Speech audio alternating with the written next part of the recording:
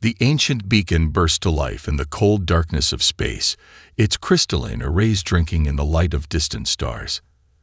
After 3 centuries of silence, its quantum processors began their desperate work. The message was simple, encoded in the most basic patterns that any spacefaring race would understand. Heal Plus. Deep in the glittering capital of the Astra Federation, first speaker Marina stood at her observation window. Her silver skin reflected the soft light of the city below, where millions of her people lived in harmony, or at least they had until 6 months ago. Now the outer colonies were going dark one by one, and the proud civilization that had spread across 1,000 worlds faced the end of everything they had built. "How many did we lose today?" she asked, not turning to face the military officer who had just entered her chamber. "3 more systems," first speaker Commander Ray answered, his voice heavy. "The harvesters.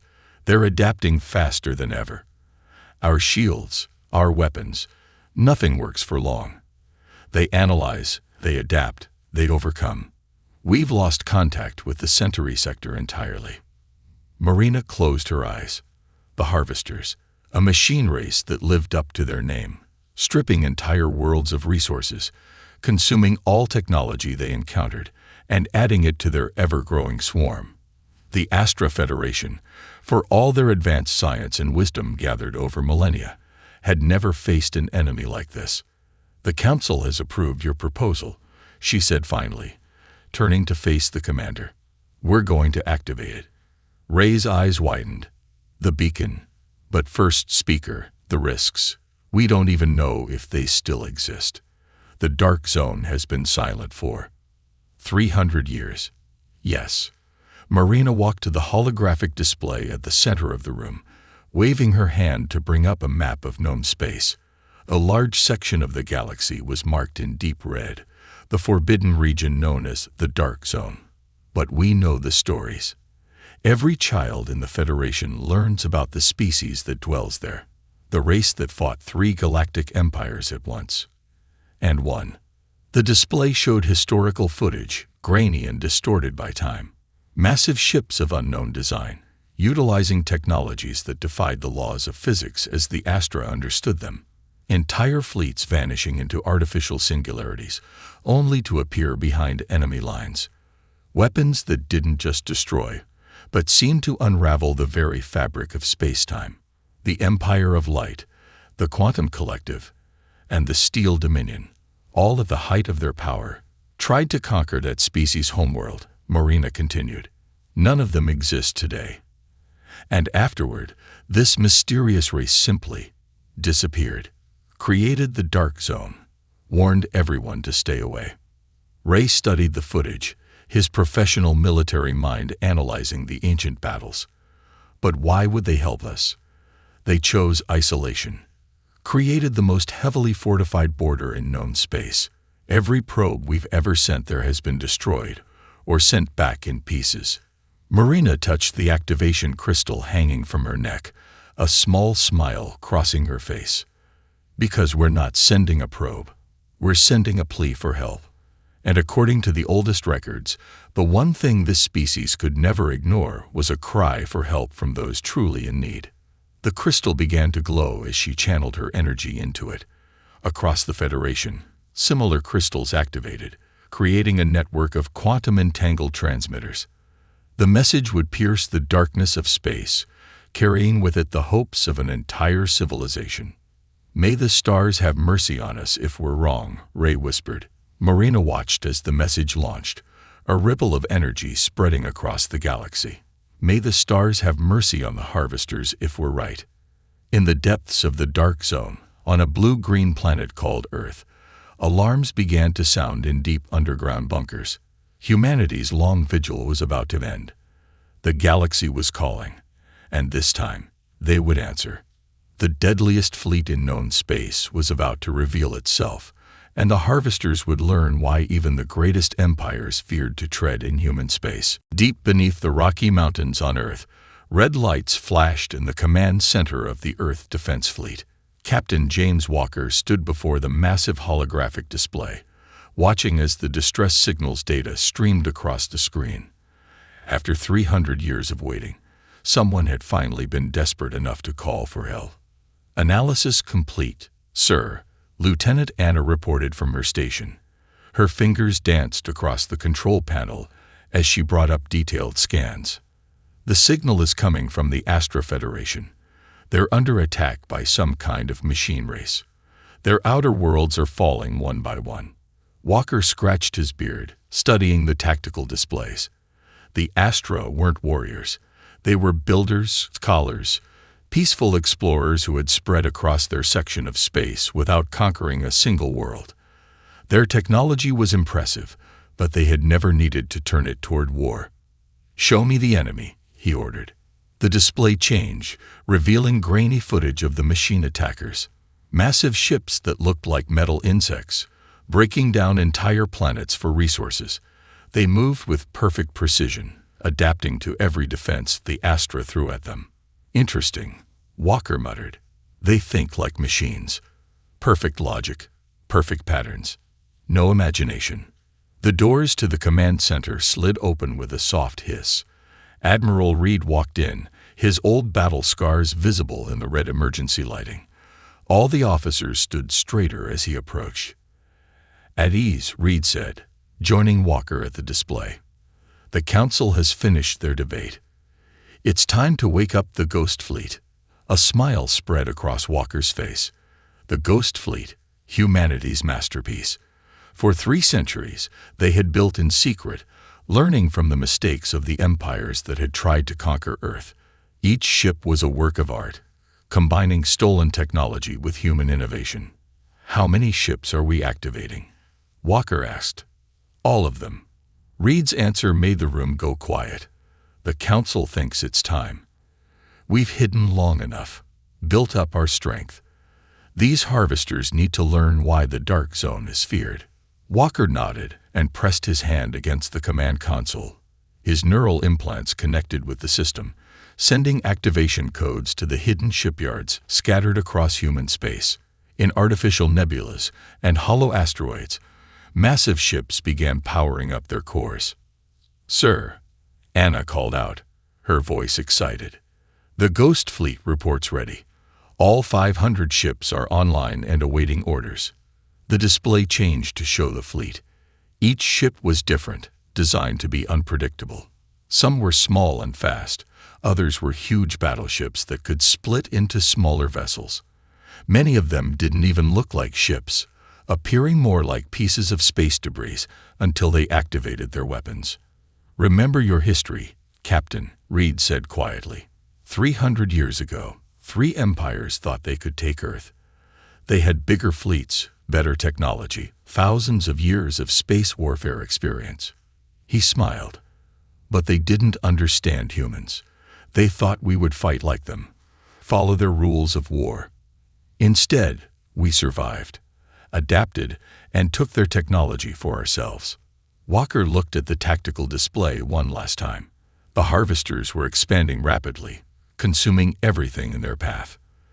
They were efficient, unstoppable, against normal opposition, but they had never faced humans before. "Send word to the fleet," Walker ordered. "Tell them to prepare for Operation Nightmare. It's time to remind the galaxy why they fear the Dark Zone." As the orders went out, the Ghost Fleet began to move. Ships emerged from their hiding places, their stealth systems making them look like shadows among the stars. Humanity's isolation was ending, and they were coming out with their full strength. The harvesters were about to learn that perfect logic was no match for human creativity. The deadliest fleet in the galaxy was awakening, and the rules of war were about to change. The Ghost Fleet moved through space like a swarm of deadly shadows. On the bridge of the flagship Nightmare, Captain Walker watched as his crew prepared for their first real battle in 3 centuries. The massive view screen showed hundreds of ships emerging from their hidden docks, each one a different nightmare waiting to be unleashed. "Status report," Walker commanded, his voice steady despite the excitement building in his chest. "All ships reporting ready, sir," Lieutenant Anna responded. Her hands moved across the holographic controls, bringing up status displays from across the fleet. The Steel Fang Squadron has activated their phasing technology. Shadow Wing Squadron reports their quantum drives are charged. The Trickster Squadron's mirror systems are online. Walker smiled as he remembered the histories of each technology. The phasing systems had been stolen from the Empire of Light during their failed invasion of Earth. The quantum drives were reverse-engineered from quantum collective wreckage. And the mirror systems, those were purely human innovation, designed to make ships appear where they weren't. Begin Operation Nightmare. Phase 1. Admiral Reed's voice came through the command channel. Show them why the Dark Zone earned its reputation. The fleet split into 3 groups, each using different tactical approaches. Walker's group, led by the Nightmare, would be the first to make contact, but not in the way the Harvesters would expect. Launch the Ghost drones, Walker ordered. From the belly of each ship, small unmanned vessels poured out like a metallic rain. These weren't normal drones. They were designed to confuse and terrify even machine intelligences. Each one broadcast different sensor readings, making a single ship look like a fleet, or a fleet look like space debris. "Sir," Anna called out, "we're picking up Harvester activity at the edge of the Astra border. They're ships. They're beautiful in a terrifying way." The view screen showed the Harvester fleet. Massive ships that looked like mechanical insects, moving in perfect geometric patterns. Their hulls shifted and changed as they analyzed their surroundings, ready to adapt to any threat. Beautiful, yes, Walker agreed, but predictable. They follow patterns, logical sequences. That's why they'll lose. He pressed a button on his command chair, opening a channel to all ships. This is Captain Walker. For 300 years, humanity has prepared for this moment. We've hidden in the Dark Zone, letting the galaxy think we're monsters. Today, we show them they were right, but we're monsters with a purpose. The fleet moved forward, but not in any formation the galaxy had ever seen. Some ships flew backward, their engines facing the enemy. Others spun like tops, their weapon systems creating spirals of energy. A few ships simply vanished, using technology that bent light around them. The Harvesters are responding, Anna reported. They're confused. Their attack patterns are becoming erratic. That was exactly what Walker had hoped for. The Harvesters were machines. They learned by analyzing patterns.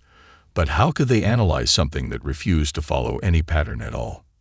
Begin transmission of the Chaos protocols, Walker commanded. His neural implants connected directly with the ship's AI, feeding it random numbers and impossible equations. The whole fleet began broadcasting nonsense data, mathematical problems that had no solution. On the view screen, the first Harvester ships began to show signs of confusion. Their perfect formations wavered as their systems tried to process the illogical behavior of the human fleet. "Sir," Anna's voice was filled with wonder. "It's working. The Harvesters, they're trying to adapt, but they can't predict what we'll do next because we don't know ourselves." Walker stood up, watching as his fleet danced through space in ways that defied all military logic. The Harvesters were about to learn the hard way. The most dangerous enemy isn't the one with the biggest guns, but the one who refuses to play by the rules. "Send word to Admiral Reed," he ordered. "Phase 1 is successful. The Ghost Fleet is awake, and we're ready to show the galaxy why they were right to fear us." First Speaker Marina stood frozen at her command center as the impossible unfolded before her. The Harvester fleet that had been destroying their outer worlds had suddenly stopped advancing. Their perfect formation was breaking apart, their ships moving in confused patterns. "First Speaker," Commander Ray called out, his voice shaking with excitement. "We're detecting new ships entering the system. They're like nothing we've ever seen before." The main display showed vessels that seemed to defy reality itself. Some appeared to be moving backward through space. Others were splitting apart and reforming like liquid metal. Many of them didn't even look like proper ships. They appeared more like pieces of abstract art drifting through the void. "These are our saviors," Marina whispered. "The beings from the Dark Zone." Her question was answered as a communication request flashed on their screens. With trembling fingers, she accepted the call. The image that appeared shocked everyone in the room. A human face, belonging to Captain Walker. "This is Captain James Walker of the Earth Defense Fleet," he said simply. "We received your distress call. Sorry we took the scenic route, but we wanted to make an entrance." The Astra in the command center stared in disbelief. They had expected godlike beings, energy creatures, or at least advanced machines. Instead, they saw what looked like ordinary biological creatures, not so different from themselves. "You're human?" Marina managed to ask. Walker smiled, disappointed. "Don't be. We find being underestimated is one of our greatest advantages." He turned to look at something off-screen. "Speaking of which, Lieutenant, show our hosts what Phase 2 looks like." The view changed to show the space battle. The human ships were not engaging the harvesters directly. Instead, they were performing what looked like an elaborate dance. Ships would appear to be in one place, only to be illusions. Others would split into smaller vessels, each one broadcasting different signals that made no sense. "I don't understand," Commander Ray said. "You're not attacking them." "Oh, but we are," Walker replied. "Just not in the way you expect. You see, we studied the harvester signals you sent us. They're machines that learn through patterns, so we're giving them patterns that will drive them mad." As if to prove his point, several harvester ships suddenly began firing at empty space, their targeting systems confused by the chaos of conflicting data. Others started to move in circles, their adaptive algorithms overwhelmed by the illogical behavior of the human fleet. "Impossible," one of the Astra scientists whispered. "Their ships aren't even in proper combat formation. They're violating every principle of space warfare." "Exactly," Walker said with a grin. "That's humanity's greatest strength. We don't follow principles. We break them. We had 3 empires try to conquer Earth centuries ago. Each one thought they knew how war worked. Each one died because they couldn't understand that humans don't fight fair." Marina watched as more harvester ships began to malfunction. The human vessels were broadcasting mathematical paradoxes, time loop data, and sensor readings that contradicted themselves. The machine intelligence of the harvesters couldn't process information that didn't follow logical rules. "Your people," she said slowly, "you chose to isolate yourselves in the dark zone, not because you were weak, but because it let us prepare," Walker finished. "We built our fleet, developed our technologies, and waited for the day someone would need our help. The galaxy feared the dark zone because they didn't understand what was in it. And fear of the unknown." He smiled again. "Well, that works on machines too." On the display, the Ghost Fleet continued its impossible maneuvers, proving that the deadliest force in the galaxy wasn't the one with the most powerful weapons. It was the one that could make its enemies defeat themselves. The space around the Astra homeworld erupted in chaos as the Ghost Fleet launched their main attack. Captain Walker stood on the bridge of the Nightmare, watching as his carefully planned strategy unfolded. This wasn't just a battle, it was psychological warfare against machines. "Launch Operation Mirror Maze," he ordered. Lieutenant Anna's fingers danced across her console. "Deploying quantum mirrors now, sir. The Trickster Squadron is in position." Across the battlefield, hundreds of holographic projectors activated simultaneously. Suddenly, there weren't just hundreds of human ships. There appeared to be thousands. Each projection was carefully designed to give off real sensor readings, heat signatures, and energy patterns. "The harvesters are responding," Anna reported. They're trying to shoot everything. They can't tell which ships are real and which aren't." Walker smiled. The machine race had relied too heavily on their ability to analyze and adapt. But how could they adapt when they couldn't trust their own sensors? "Begin Phase 2, he commanded. "Tell the Steel Fang Squadron to activate their phase drives." On the main screen, 30 human ships suddenly flickered and vanished. They reappeared inside the harvester formation, their hulls partially phased into the 4th dimension. The harvester ships try to adapt, but their weapons passed harmlessly through the partially phased vessels. "Sir," Anna called out, excitement in her voice, "the harvesters are starting to fire on each other. Their targeting systems are completely confused." The machine race's perfect formation had dissolved into chaos. Some ships were chasing holograms, others were shooting at their own allies, and still others had frozen in place as their logic circuits tried to process the impossible data they were receiving. Admiral Reed's voice came through the command channel. "Report from the Shadow Wing Squadron, Captain. They've successfully infected the Harvester command network with our chaos algorithms." Walker watched as the infection spread through the enemy fleet. The chaos algorithms were perhaps humanity's most devious weapon, programs designed to make machines question their own logic. They posed questions that had no answers, created paradoxes that couldn't be resolved, and forced the machines to try to understand human unpredictability. "Look at their formations," Walker pointed out to his crew. "They're trying to adapt to our tactics, but we don't have any tactics. Each of our ships is doing something different, something random. They can't find a pattern because there isn't one." The Astra Federation observers were sending amazed messages. They had never seen warfare like this. The humans weren't just fighting.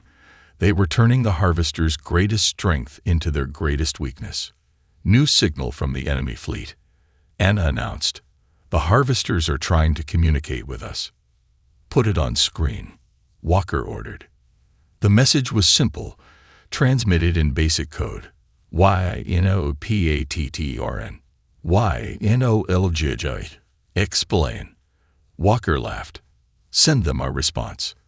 Anna transmitted the carefully prepared message, a collection of human jokes, riddles without answers, and paradoxical statements. The effect on the Harvester fleet was immediate. More ships began to malfunction as they tried to understand concepts that their logical minds couldn't process. "Sir," Anna reported, "the enemy fleet is retreating. They're actually running away." The bridge crew cheered, but Walker raised his hand for silence. "They'll be back," he said quietly, "but now they know. The Dark Zone isn't just a place to be feared. It's a reminder that not everything in the universe follows their rules." The Ghost Fleet regrouped, their impossible ships moving in a dance that defied all military doctrine. They had won this battle not with superior firepower, but by being what humans had always been: unpredictable, irrational, and impossible to calculate. The legend of the Dark Zone was about to change. Now it would be known as the place where machines learned to fear the chaos of human creativity. First Speaker Marina walked through the corridors of the human flagship Nightmare, her silver skin reflecting the soft blue lighting. Captain Walker had invited her to observe their operations directly, and what she saw changed everything she thought she knew about warfare. "This isn't just a command center," Walker explained as they entered the bridge. "It's a learning center. Every battle teaches us something new." The main bridge was unlike anything in the Astra fleet. Instead of organized stations in neat rows, the human crew worked at seemingly random positions. Some stood, others sat cross-legged on the floor, and a few even worked while walking in circles. "Lieutenant Anna," Walker called out, "show our guest what we learned from the last engagement." The young officer nodded and brought up a holographic display. It showed hundreds of data streams flowing from every ship in the Ghost Fleet. "Every vessel in our fleet is conducting its own experiments," she explained. "We're not just fighting the Harvesters, we're studying them." Marina watched in amazement as the data streams merged into a complex pattern. "You're gathering intelligence during battle." "Better than that," Walker smiled. "We're evolving. Each ship tries different tactics, different patterns, different ways of confusing the enemy. Whatever works best gets shared with the fleet instantly." The display showed a Harvester ship attempting to adapt to human tactics, but as soon as it thought it had found a pattern, the human ships would change their behavior completely. "Watch this," Anna said excitedly. She highlighted one of the Ghost Fleet's smaller ships. This vessel discovered that the Harvesters take exactly 3.7 seconds to adapt to a new threat. "So now," The ship suddenly split into 3 parts, each part transforming into a different configuration every 3.6 seconds. The harvester vessel trying to target it began to show signs of system failure as it attempted to adapt to changes that came too quickly. "Brilliant," Marina whispered. "Your fleet isn't just a military force, it's a giant experiment." Walker nodded. "That's humanity's true weapon. Not our technology, not our ships, but our ability to learn and adapt faster than any machine. We're unpredictable because we choose to be." Each crew member is encouraged to try new things, to break patterns, to think in ways that machines can't understand. The main screen showed the ongoing battle. The Ghost Fleet had scattered into smaller groups, each one testing different approaches. Some ships were broadcasting random numbers that changed faster than the harvesters could process. Others were using quantum tunneling to appear in multiple places at once. "Look there," Anna pointed to a group of human ships that appeared to be dancing in space. Those crews discovered that moving in certain patterns creates feedback loops in the harvester's prediction software, so they're literally dancing to crash the enemy's computers. Marina watched as more harvester ships began to withdraw from the battle. Their perfect formations were now completely broken, their responses becoming more erratic with each passing moment. "You've done the impossible," she said. "You've made machines afraid." Walker shook his head. "Not afraid, confused. We showed them that their greatest strength, their logical, predictable nature, is actually their greatest weakness. Against an enemy that embraces chaos, perfect logic is useless." The bridge crew continued their work, each member adding to the collective knowledge of the fleet. They weren't just winning a battle, they were creating a new form of warfare that machines could never adapt to. "Remember," Walker said softly, "the dark zone isn't just our home. It's our philosophy. In darkness, patterns break down. Logic fails. And that's where humanity thrives, in the spaces between order and chaos." Marina finally understood. The humans hadn't just built the deadliest fleet in the galaxy. They had created something far more powerful, a way of fighting that turned unpredictability into an art form. The Great Hall of the Astra Federation was filled with representatives from 100 different worlds. 3 days had passed since the Harvester's retreat, and the galaxy was buzzing with news about the mysterious humans who had emerged from the Dark Zone. Captain Walker stood before the assembled aliens, his dress uniform sharp and neat. Behind him, a massive window showed the Ghost Fleet in orbit, their strange ships still moving in unpredictable patterns that made them seem alive. "The Harvesters have withdrawn completely from Astra space," he announced. "Our latest reports show them retreating to the far edges of the galaxy. They're still trying to understand what happened here." First Speaker Marina stepped forward, her silver skin gleaming under the hall's lights. "You didn't just defeat them, Captain. You changed them. Our long-range scans show the harvester ships behaving differently. They're hesitating, testing, almost like they're afraid to form their usual patterns." Walker smiled. "That was our real victory.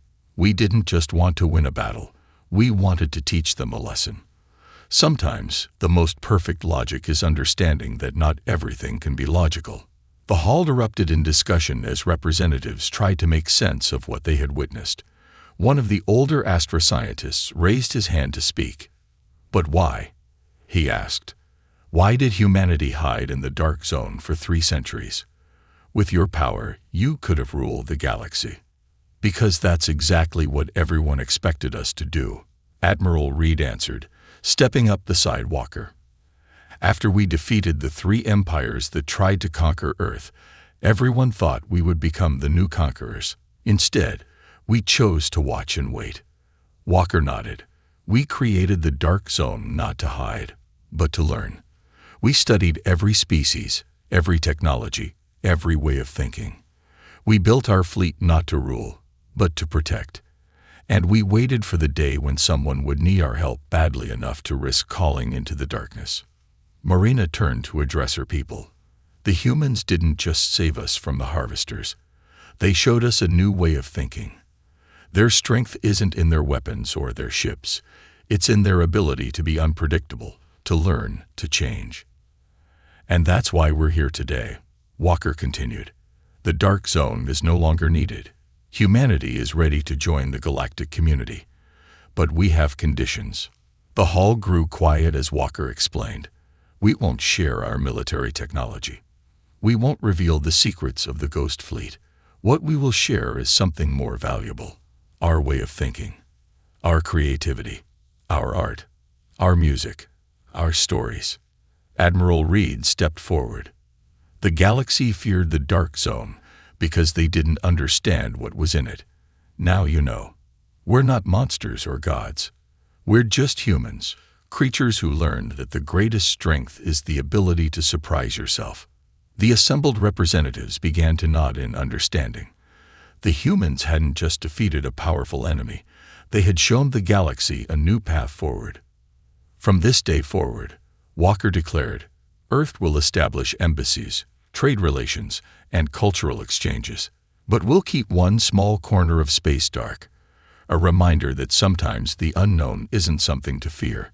Sometimes it's something to learn from. As the assembly erupted in applause, Marina watched the Ghost Fleet through the window. The ships were still moving in their strange, beautiful patterns, like dancers in the void. They were no longer just weapons of war. They were symbols of a new age, where the power of unpredictability and creativity would help shape the galaxy's future. The legend of the Dark Zone was ending, but humanity's true legacy was just beginning. They had proved that in a universe of patterns and logic, sometimes the greatest power was the ability to break free and dance to your own rhythm.